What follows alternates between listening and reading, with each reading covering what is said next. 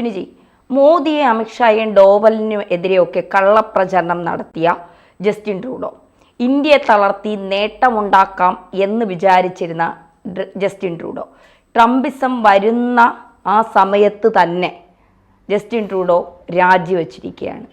എന്താണ് ട്രൂഡോയ്ക്ക് പറ്റിയത്? തിരിച്ചടി ഇന്ത്യയിൽ നിന്നാണോ അമേരിക്കയിൽ നിന്നാണോ? സ്വന്തം പാർട്ടിയിലും രാജ്യത്തും അനഭിമതനായി മാറിയ ജസ്റ്റിൻ ട്രൂഡോ ഒടുവിൽ കാനഡയുടെ പ്രധാനമന്ത്രി പദം രാജിവെക്കുന്നു. ഇനി ഒരടി പോലും മുന്നോട്ട് പോകാൻ കഴിയില്ല എന്നുള്ള ഒരു പ്രതിസന്ധി ഘട്ടത്തിലേക്ക് ജസ്റ്റിൻ ട്രൂഡോ എത്തിയെന്നാണ് പറയേണ്ടത്. ഇപ്പോൾ ധന്യ പറഞ്ഞു തന്നെയാണ് പ്രധാനപ്പെട്ട ഇന്ത്യൻ പ്രധാനമന്ത്രിയായ നരേന്ദ്രമോദിയെ വളരെ മോശമായി അധിക്ഷേപിക്കുന്നു, ഇന്ത്യൻ ഭരണകൂടത്തിനെതിരായി നിലകൊള്ളുന്നു, അജിത് ഡോവൽ ഉൾപ്പെടെയുള്ളവർക്കെതിരെ കേസെടുക്കുമെന്ന് പറയുന്നു, ഇന്ത്യക്ക് എതിരായിട്ട് മൊത്തം ഒരു വിഘടനവാദ സ്വഭാവത്തിൽ സംസാരിക്കുന്നു. മാത്രമല്ല ഇന്ത്യക്കെന്നും എതിരായി നിൽക്കുന്ന ഖലിസ്ഥാൻ വിഘടനവാദികൾക്ക് എല്ലാവിധ പിന്തുണയും നൽകുന്നു. അവരുടെ വാക്കുകേട്ട് ആ രാജ്യത്ത് പോലും പല പ്രവർത്തനങ്ങളും നടത്തുന്നത് ഈ ജസ്റ്റിൻ ട്രൂഡോ ആയിരുന്നു. അങ്ങനെയുള്ള ജസ്റ്റിൻ ട്രൂഡോയ്ക്ക് ഇനി മുന്നോട്ട് പോകാൻ കഴിയില്ല എന്നത് സംബന്ധിച്ച് കാനഡയിൽ നിന്ന് പല റിപ്പോർട്ടുകളും പുറത്തു വന്നു. ഏറ്റവും ഒടുവിൽ അമേരിക്കയുടെ പുതിയ പ്രസിഡന്റായി ഡൊണാൾഡ് ട്രംപ് ഈ മാസം 20-ാം തീയതി ചാർജ് എടുക്കാൻ പോവുകയാണ്. അങ്ങനെ ചാർജ് എടുത്തു കഴിഞ്ഞാൽ പിന്നീട് ഈ ട്രൂഡോയ്ക്ക് നിലനിൽപ്പില്ല. അപ്പോൾ ആ രാജ്യത്തെ മുച്ചൂടും മുടിച്ചതിൽ പ്രധാന ഉത്തരവാദിത്വം എന്ന് പറയുന്നത് ജസ്റ്റിൻ ട്രൂഡോയ്ക്കകത്ത്. അതായത് ഭരണകക്ഷിയായ ലിബറൽ പാർട്ടിയുടെ നേതാവാണ് കഴിഞ്ഞ 11 വർഷമായിട്ട്. 2015 മുതൽ പ്രധാനമന്ത്രി പദം അലങ്കരിക്കുകയാണ്. അപ്പം ആ രാജ്യത്തിൻ്റെ പുരോഗതിക്ക് വേണ്ട പ്രവർത്തനങ്ങളൊന്നും ചെയ്യാതെ ഖലിസ്ഥാൻവാദികൾക്ക് വേണ്ടി വിട്ടുവീഴ്ച മനോഭാവത്തിൽ പ്രവർത്തിക്കുന്ന ഒരാളായിട്ടാണ് ജസ്റ്റിൻ ട്രൂഡോയെ ലോകം കാണുന്നത്. മാത്രമല്ല ഈ അമേരിക്കയെ പോലും വെല്ലുവിളിക്കുന്ന രീതിയിൽ തൻ്റെ സ്വന്തം നിലനിൽപ്പ് മാത്രം ലക്ഷ്യമാക്കി പ്രവർത്തിക്കുന്ന ഒരു പ്രധാനമന്ത്രി എന്തിനാണ് ഇങ്ങനെ പ്രവർത്തിക്കുന്നതെന്ന് ആലോചിച്ചിട്ടുണ്ട്. പല ഘട്ടങ്ങളിലും മറ്റ് രാജ്യങ്ങൾക്കെതിരായി എടുക്കുന്ന നിലപാടുകളിൽ തന്നെ കാനഡ ഏതാണ്ട് ഒറ്റപ്പെടുന്ന അവസ്ഥയാണ്. അപ്പോൾ തുടർച്ചയായിട്ട് ഇന്ത്യക്കെതിരെ നിലപാടെടുത്തപ്പോൾ ഡൊണാൾഡ് ട്രംപ് എന്ന് പറയുന്ന മോദിയുടെ ഏറ്റവും നല്ല സുഹൃത്തുക്കളിൽ ഒരാൾ ആ വലിയ പദവിയിലേക്ക് വരുന്നു. അപ്പോൾ മുന്നറിയിപ്പ് നൽകിയിട്ടുണ്ട്, ട്രൂഡോ സൂക്ഷിച്ചോളൂ, ഇനി ഈ രീതിയിൽ മുന്നോട്ട് പോകാൻ പറ്റില്ല. അപ്പോൾ ഖലിസ്ഥാൻവാദികൾക്ക് തുടർച്ചയായിട്ട് പിന്തുണ നൽകുന്ന അടിസ്ഥാനത്തിൽ എന്ത് സംഭവിച്ചു എന്ന് പറഞ്ഞാൽ കാനഡയിലെ സാമ്പത്തിക നില ആകെ തകർന്നു. അപ്പോൾ ഖലിസ്ഥാൻ എന്ന് പറയുന്ന ഇന്ത്യയിൽ നിന്ന് കുടിയേറിയ സിഖ് വംശജർ അവർ ഏറ്റവും കൂടുതലുള്ള മേഖലയിലെ ഭാരവാഹികൾ അല്ലെങ്കിൽ ഈ ജനപ്രതിനിധികളുടെയൊക്കെ പിന്തുണ ട്രൂഡോയ്ക്ക് വേണമായിരുന്നു. അപ്പം മറ്റുള്ള ആളുകളെ മുഴുവൻ അവിടെ അവഗണിച്ചു. അതിൻ്റെ ഫലമായി എന്തുണ്ടെന്ന് വെച്ചാൽ അവിടുത്തെ വീട്ടുവാടക വൻതോതിൽ വർദ്ധിക്കുന്നു, സ്ഥലത്തിൻ്റെ വില വർദ്ധിക്കുന്നു, തൊഴിലില്ലായ്മ രൂക്ഷമാകുന്നു, ഈ ജനങ്ങളുടെ ഒരു അസംതൃപ്തിയെ പരിഹരിക്കാൻ കഴിയുന്നില്ല. അപ്പോൾ സ്വന്തം പാർട്ടിക്കുള്ളിൽ തന്നെ ഏതാണ്ട് 153 അംഗ പ്രതിനിധി സംഘത്തിൽ 131 പേരും ട്രൂഡോയ്ക്ക് എതിരായിരുന്നു. എന്നിട്ടും ട്രൂഡോ കടിച്ചു പിടിച്ചു നിന്നു. കാരണം എന്താ, ഈ ട്രംപ് അല്ലാതെ ഈ ബൈഡൻ ഭരണകൂടം അല്ലെങ്കിൽ കമലാ ഹാരിസിൻ്റെ ഭരണകൂടമാണ് വരുന്നതെങ്കിൽ അവരുടെ പിന്തുണ ഞങ്ങൾക്ക് കിട്ടുമെന്നാണ്.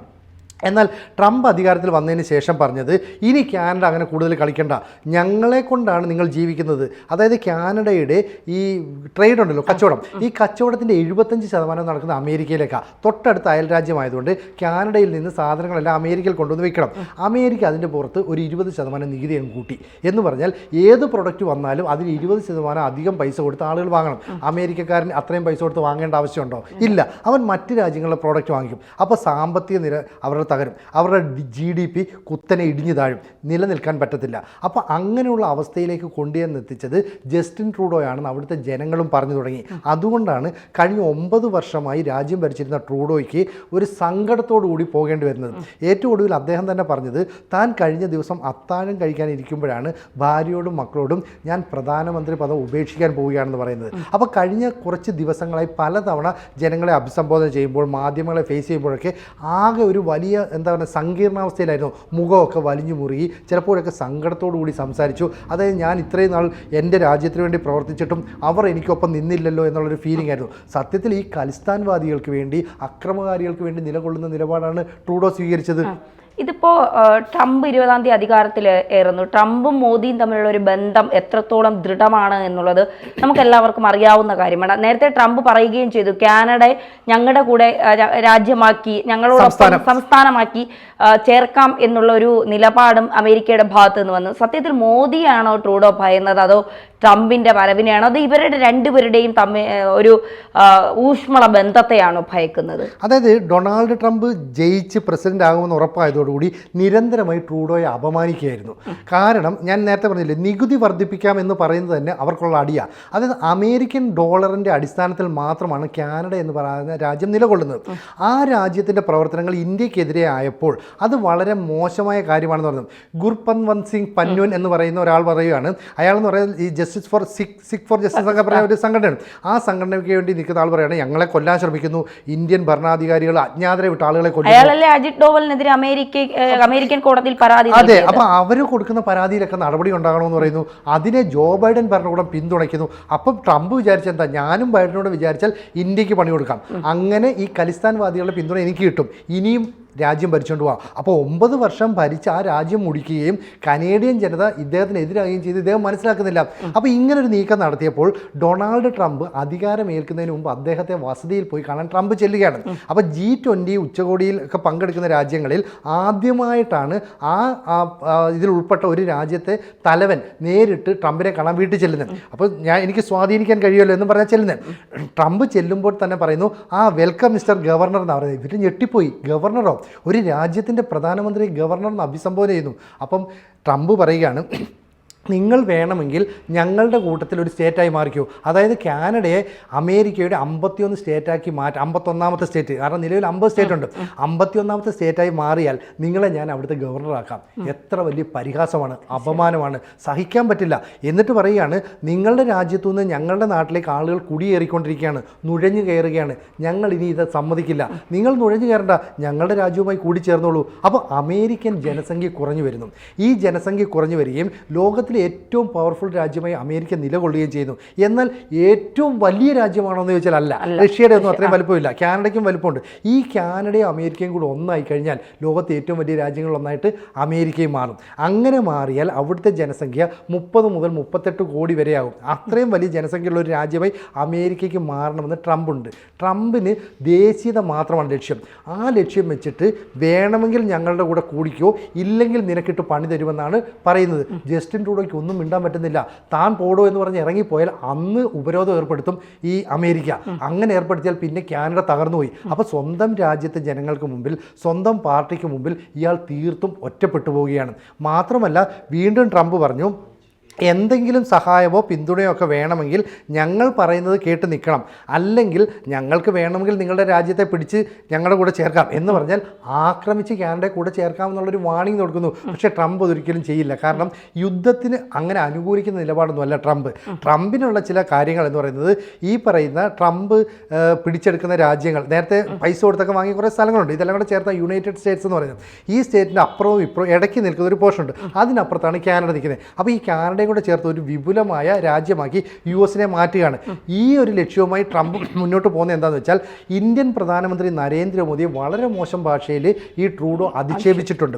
അങ്ങനെ ഒരു രാജ്യത്തലവൻ നയതന്ത്ര നിലപാടുകൾക്ക് വിരുദ്ധമായി മറ്റൊരു രാജ്യത്തിൻ്റെ തലവനെ അപകീർത്തിപ്പെടുത്താനോ അപഹസിക്കാനോ കേസിൽ കൊടുക്കുമെന്നൊന്നും പറയാൻ പാടില്ല. ഇപ്പോൾ ഇന്ത്യയും ചൈനയും തമ്മിൽ കാലാകാലങ്ങളായി ശത്രുവാണ്. ഇന്ത്യയുടെ ശത്രുവാണ് ഈ ചൈനയെങ്കിലും ഷീ ജിൻപിങ്ങിനെ പേരെടുത്ത് പറഞ്ഞ് നരേന്ദ്രമോദി വിമർശിക്കാറില്ല. ഷീ ജിൻപിങ് ഒരിക്കൽ പോലും ഇന്ത്യൻ പ്രധാനമന്ത്രി നരേന്ദ്രമോദിയെ കുറ്റപ്പെടുത്താറില്ല. അവിടുത്തെ പട്ടാളത്തിലെ ഉദ്യോഗസ്ഥർ, സർക്കാർ ഉദ്യോഗസ്ഥരൊക്കെ അങ്ങോട്ടും ഇങ്ങോട്ടും ആരോപണങ്ങളും പ്രത്യാരോപണങ്ങളും ഒക്കെ ചൊരിയും. ബ്രിക്സ് ഉച്ചകോടി നടക്കുമ്പോൾ ഷീ ജിൻപിങ് എത്ര ശത്രുതയുണ്ടെങ്കിലും നരേന്ദ്രമോദിയെ കയറി കെട്ടിപ്പിടിക്കണം. എന്നിട്ട് പറഞ്ഞെന്താ, ഞങ്ങൾ ഡെപ്സാങ്, ഡെംചോക്ക് എന്നീ പറയുന്ന പ്രദേശങ്ങളിൽ നിന്ന് ഞങ്ങളുടെ ആർമിയെ പിൻവലിക്കുന്നു. അപ്പോൾ ബ്രിക്സ് പോലെയൊരു ഉച്ചകോടി നടക്കുമ്പോൾ അതിൽ ഇന്ത്യയുടെ പവർ എത്രമാത്രമാണെന്ന് നേരിട്ട് കണ്ടു ചൈനീസ് തലവൻ, അല്ലേ? അങ്ങനെയുള്ള ചൈനീസ് തലവൻ ഇന്ത്യയുമായി നല്ല നയതന്ത്ര ബന്ധം പുലർത്തുമ്പോഴാണ് കാനഡ എന്ന് പറയുന്ന ഒരു രാജ്യത്തെ ജസ്റ്റിൻ ട്രൂഡോ വന്നിച്ച് പറയുന്നത് ഇന്ത്യൻ പ്രധാനമന്ത്രി മോശക്കാരനാണ്, ഇന്ത്യയിലെ ജനങ്ങൾക്ക് സ്വാതന്ത്ര്യം നൽകുന്നില്ല, അമിത്ഷായെ അജിത് ഡോവലിനും ഒക്കെ എതിരായിട്ട് ഞങ്ങൾ കുറ്റപത്രം സമർപ്പിക്കുന്നു. എന്തിന്?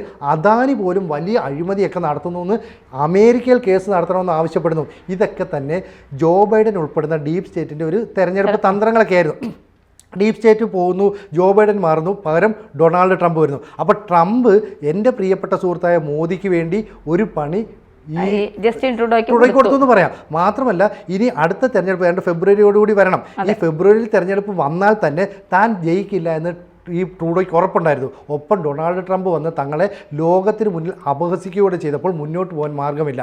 അങ്ങനെ സ്വന്തം പാർട്ടിയിലും അതുപോലെ തന്നെ ജനങ്ങൾക്ക് മുന്നിലും ഒറ്റപ്പെട്ടു പോയതുകൊണ്ടാണ് വളരെ വികാരനിർഭരമായി അദ്ദേഹം ജനങ്ങളെ അഭിസംബോധന ചെയ്തത്. എന്നിട്ട് പറയുകയാണ്, ഞാൻ ഇത്രയും കാലം നിലകൊണ്ടത് കാനഡ എന്ന രാജ്യത്തിന് വേണ്ടിയാണ്, കാനഡയിലെ ജനതയ്ക്ക് വേണ്ടിയാണ്, എന്നിട്ടും നിങ്ങൾ ഇങ്ങനെ കാണിച്ചല്ലോ. അപ്പം ജനങ്ങളുടെ ഒരു നിലപാട് എന്താണെന്നറിയോ? ഞങ്ങൾക്ക് അമേരിക്കയോട് ചേരാനാണ് താല്പര്യം. കാരണം കനേഡിയൻ പൗരൻ എന്ന് പറയുന്നതിനേക്കാൾ US പൗരൻ എന്ന് പറയുമ്പോൾ ഒരു വില കൂടുതലല്ലേ. അപ്പോൾ അവിടേക്ക് സാമ്പത്തിക നേട്ടത്തിന് വേണ്ടിയിട്ട് അല്ലെങ്കിൽ ടെക്നോളജിയുടെ നേട്ടത്തിന് വേണ്ടിയിട്ട് അങ്ങോട്ട് കുടിയേറുന്നതിനേക്കാൾ നല്ലത് നമ്മൾ ആ രാജ്യത്തിൻ്റെ ഭാഗമായി നിൽക്കുക എന്നുള്ളതാണ്. അപ്പോൾ ലോകത്തിലെ തന്നെ ഏറ്റവും വലിയ രാജ്യമായ കാനഡയെ നശിപ്പിച്ച പ്രധാനമന്ത്രി എന്നായിരിക്കും ചരിത്രം ഇനി ജസ്റ്റിൻ ട്രൂഡോയെ വിശേഷിപ്പിക്കുന്നത്. എന്തായാലും നരേന്ദ്രമോദിക്ക് വേണ്ടി ജസ്റ്റിൻ ട്രൂഡോയെ ട്രംപ് തീർത്തും ഒഴിവാക്കി എന്നുള്ളത്. അതായത് മോദിയോട് കളിച്ചാൽ എല്ലാ രാജ്യത്തലവന്മാർക്കുള്ള അവസ്ഥ ഇതായിരിക്കുമെന്ന് ട്രംപ് ജസ്റ്റിൻ ട്രൂഡോയോട് കാണിച്ചു കൊടുക്കുന്നു. അതെ, കൂടുതൽ വാർത്തകളും വിശേഷങ്ങളും നിങ്ങളിലേക്ക് എത്താൻ ABC മലയാളം സബ്സ്ക്രൈബ് ചെയ്യുക, ബെൽ ബട്ടണും അമർത്തുക.